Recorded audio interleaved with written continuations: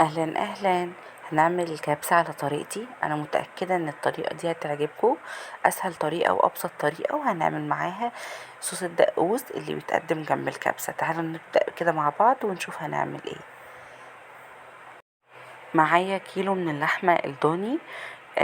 بصوا، هي فيها نسبة دهن شوية، وكمان فيها عظم. تمام كده، اللحمة الضاني معروفة ان هي بعظم يعني.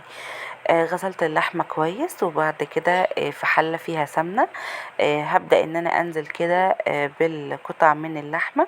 وعلى فكرة الحلة دي ضغط، فانا هستخدم الحلة الضغط النهاردة في التسوية عشان تبقى سهلة وسريعة. وهقول لكم برضو ليه انا بستخدم الضغط في الكبسة، عشان الرز يطلع معاكو طويل، وحبيته طويلة ومفلفل كده وحلو.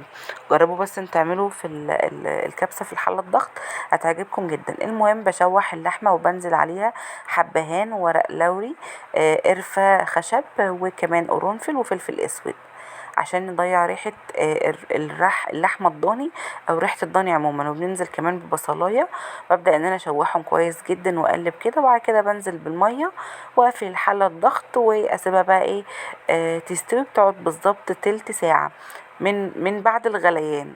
المهم هنا بقى الكبة حطيت فيها طماطمية وبصلاية وفلفل احمر سبايسي، وهضربهم كده في الكبة. وبعد كده هاخد الخلطة دي في طبق واركنها على جنب، وهسيب بالظبط معلقتين من الخلطة دي في الكبة. وهنزل على المعلقتين اللي في الكبة دول بايه، ببقدونس او كزبرة وفصين من التوم، فلفل اسود وحبهان وكاري مبهر. وهبدأ ان انا انزل بربع كوباية من المية زي ما انتم شايفين بالشكل ده. وهضرب المكونات دي في الكبة تاني. وكده صوص الدقوس جاهز معاكي. ابسط صوص ممكن تاكلوه جنب الكبسة، حلو جدا جدا. طيب اللحمة استوت معايا، هبدأ انزل بقى بالخلطة اللي احنا فرمناها مع بعض، اللي هي البصل والطماطم والفلفل السبايسي. وهبدأ ان انا انزل كده عليهم بيهم على اللحمة.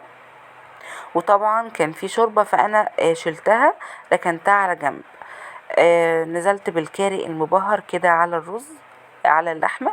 وبعد كده نزلت بالرز، وظبطت الملح بتاعي والكبسة بتاعتي في الحلة تاني، واحطها على النار تستوي معايا بقى.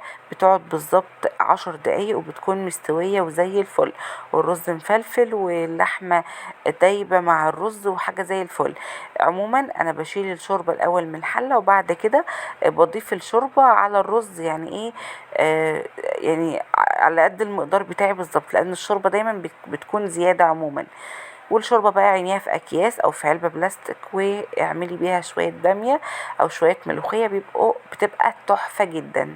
الكبسة استوت معايا وبقت زي الفل. حطينا صوص الدقوس، ممكن تحط شوية مكسرات كده على الوش من فوق. اللحمة كانت دايبة دوب، والرز مفلفل وحلو قوي. جربوا الطريقة دي وان شاء الله تعجبكم جدا. استنوني ان شاء الله في وصفة جديدة. اشوفكم على خير، في رعاية الله، مع الف سلامة.